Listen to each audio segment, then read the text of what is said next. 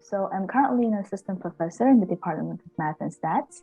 My work and my research interest is primarily in probability theory.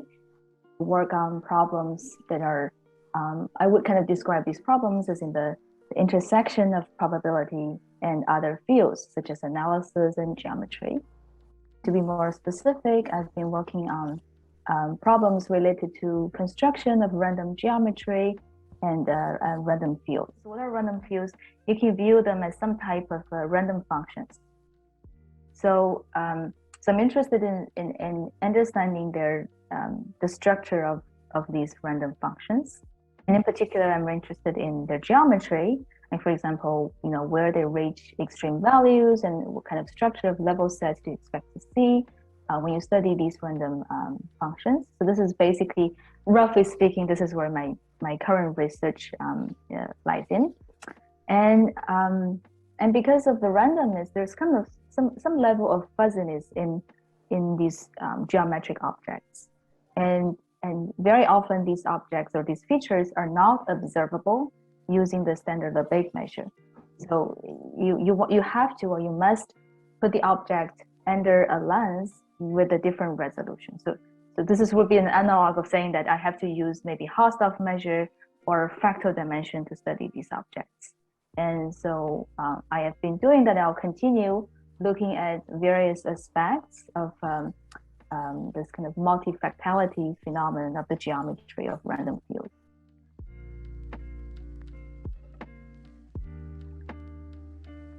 Well, I guess I had always wanted to study science, engineering, since I was little. This is probably not particularly math. And I got this kind of idea probably because of the influence of my parents. So both my parents, they had engineering degrees, and for many years they worked in factories. So I when I was little, I get this idea that I'm going to do more or less the same thing as them. But it's only when I was about to enter university, I chose math. So when I applied to Tsinghua University, my first choice was actually EECS, so Electrical Engineering and Computer Science.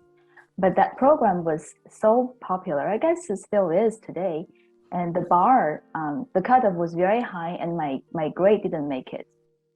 As the second choice, I decided to enter math. And I remember I was thinking that, well, all the science and engineering programs have mandatory math courses, right? So I might just start with math and then see what I can do with it. So this was sort of the honest story how I ended up in a math program. I guess I was kind of lucky because very quickly, once I started my study, I guess within one semester, I actually discovered this very genuine fondness of math. And so, and that's why I'm here right now, and I've been kind of staying with math ever since.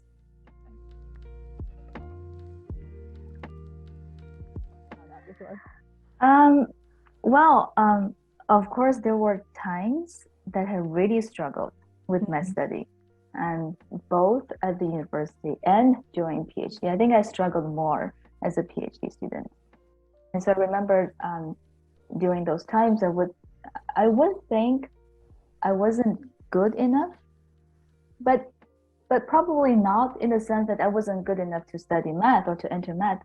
It was more like how to say, it was more like a realization or some kind of awareness of my own problem or my own weakness, because I kind of my thoughts were, oh, I should have worked harder, or I should have studied better, or something like, oh, I should definitely spend more time, to understand a certain topic better. So these were my thoughts, during those difficult and struggling times.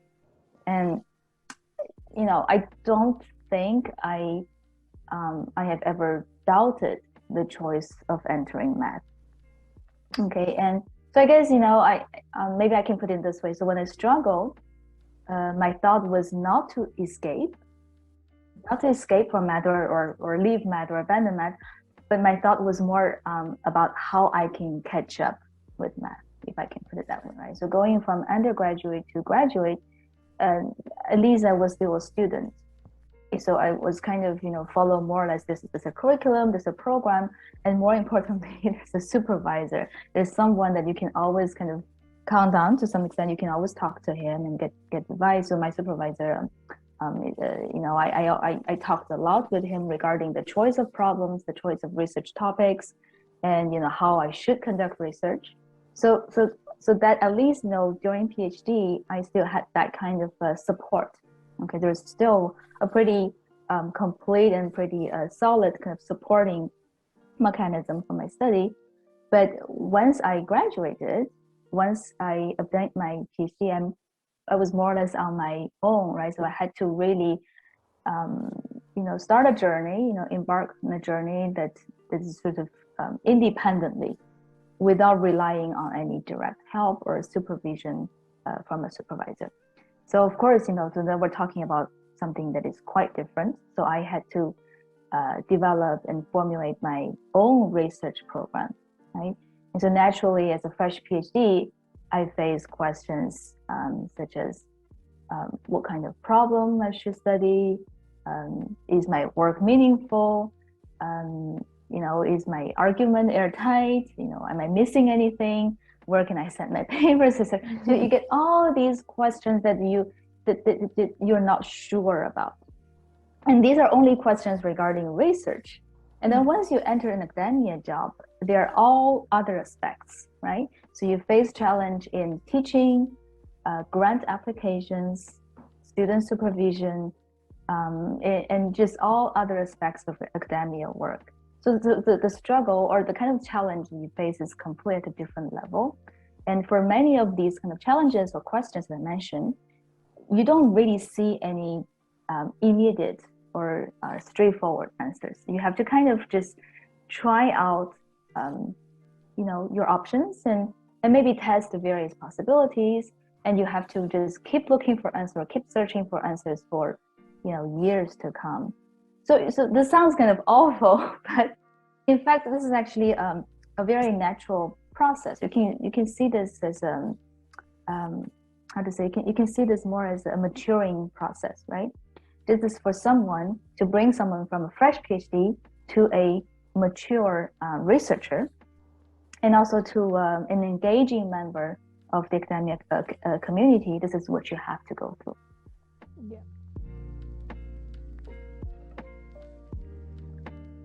So I guess going through a PhD, right?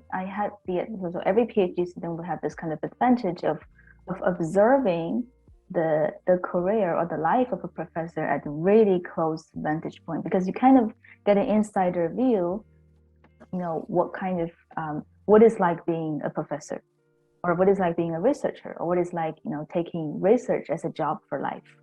And so when you're in this situation, it's very natural to ask yourself the question, do I want to do the same thing? Do I want to have a career or a life, like the one that I'm observing right now? And also you have some time to think about it. Throughout PhD, we're talking about, 4 or 5 years, right? So you have months or even years to kind of think about that question and to consider that possibility. So this is what happened to me. And so during this process, my idea of entering academia and to become a professor became more clear and more definite. So by the time that I graduated, it was very clear to me that this is what I want to do. And, as a career, this is, where I want to go. And so I guess my perspective of career choice is very limited, because I've never really, worked in industry, not even an internship. So I really don't know much about how it is like working in industry. And I would never know whether I would have liked my job if I had gone into industry. Just saying that where I am right now, I'm happy about the career choice I have made.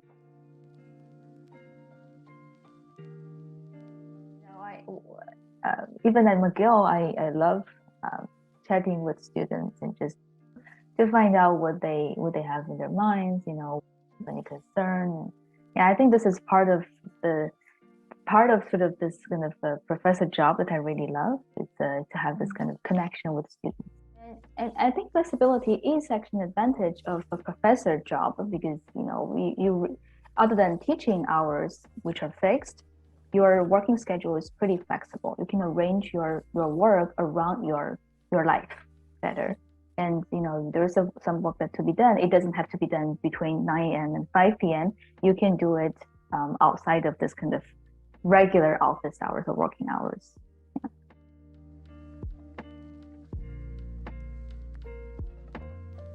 So the idea is it's not like you have a job, you get the job done, you submit the job, and then that's it.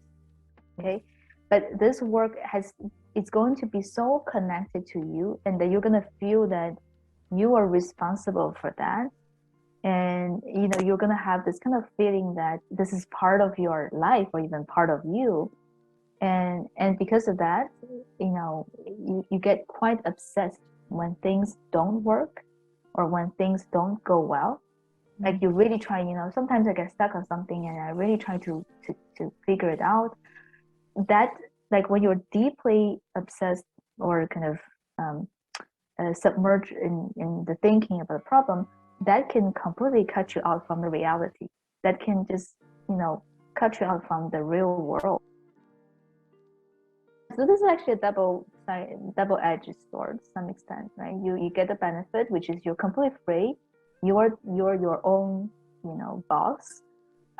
You arrange your own time, and nobody's going to check whether you're in the office. And to some extent, nobody's going to check whether you have actually produced anything or not. This is actually even at that level, it's very very flexible. There's no rigid rules or policies. But on the other hand, you are devoted to the work. It's not just a job, right? It's not just a job that pays you. It's actually something that you truly care about. To do something, if you have passion about your job and you want to do something, so I guess the only way to get great work done is not really see it as a job, right? If you see it as a job, I only work a certain number of hours from 9 to 5, and then once the hours are over, then that's it. Then this is not going to go anywhere, right? So when it's this kind of creative work and this kind of original work, you if you get like into it, or if you get obsessed with it up to a certain level, up to a healthy level, I think that's actually helpful. But you don't say that what I find helpful is you have multiple problems, like try to push multiple problems at the same time. Or it doesn't have to be all research problems, maybe one research problem or two research problems, and then some other task, maybe in teaching or lecture notes writing or other things. Okay, so you want to kind of lay out several things. And if something doesn't work, if on one end it doesn't work, you have to say, okay, that's it. I'm going to put this on the side for a couple of days and I work on something else. That is helpful. And it just sometimes this is actually helpful, because then, very often you notice, there was something that I missed, that I didn't see, or I was actually clearly doing something that was reasonable. It's only when you get out of that situation you could see that. When you're in it, you don't really see that. So I think this is actually, so having several things in a row, pushing at the same time, roughly. You don't have to get things done at the same pace, but at least have options, have alternatives. Something is stuck, it's not moving forward, I'm going to switch to something else. And yeah, so that's that. So far, I've tried various things, but so far I think this is probably the most efficient way of dealing with this problem, because you are not in this frustration anymore, but you are still doing something that is meaningful, right?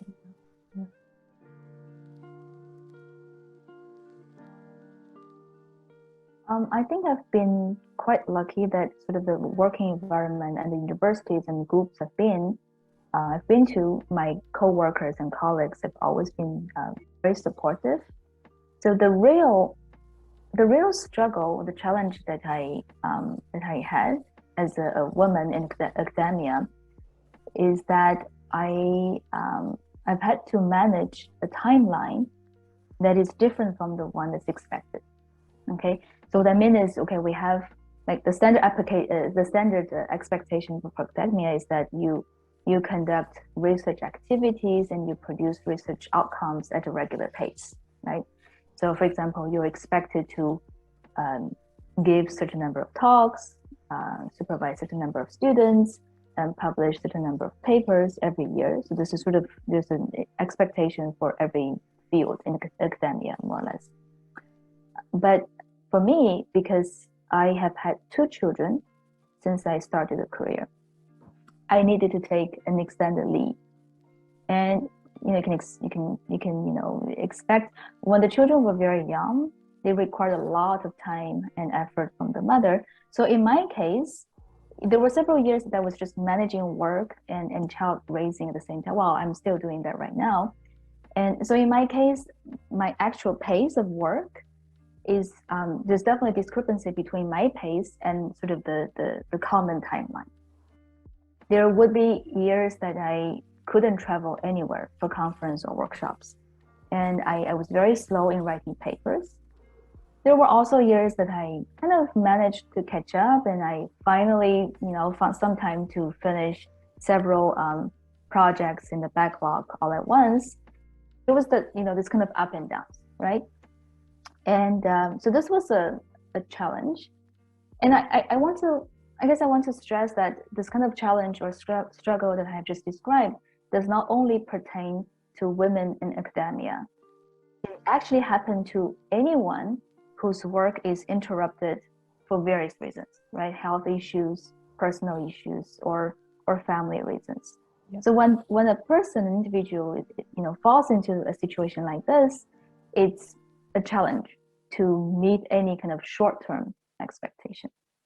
Okay, so ideally, I think, in my opinion, I hope that the academic community, will become more aware of this issue, and perhaps I think they're already kind of trying to move toward that direction, to take into account better this long-term projection of someone's career development.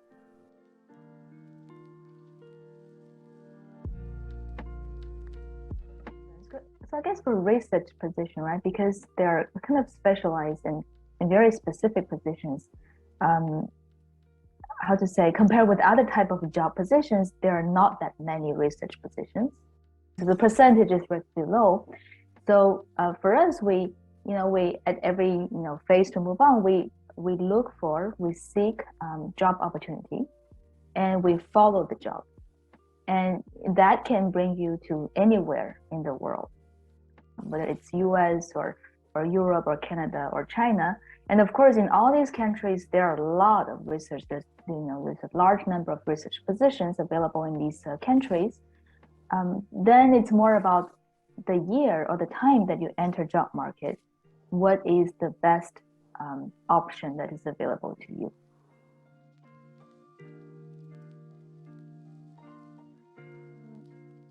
Yeah, so I would probably just tell my younger self just to, to stick to what you do and what you believe, but try to spend less time worrying about things over which you do not have control.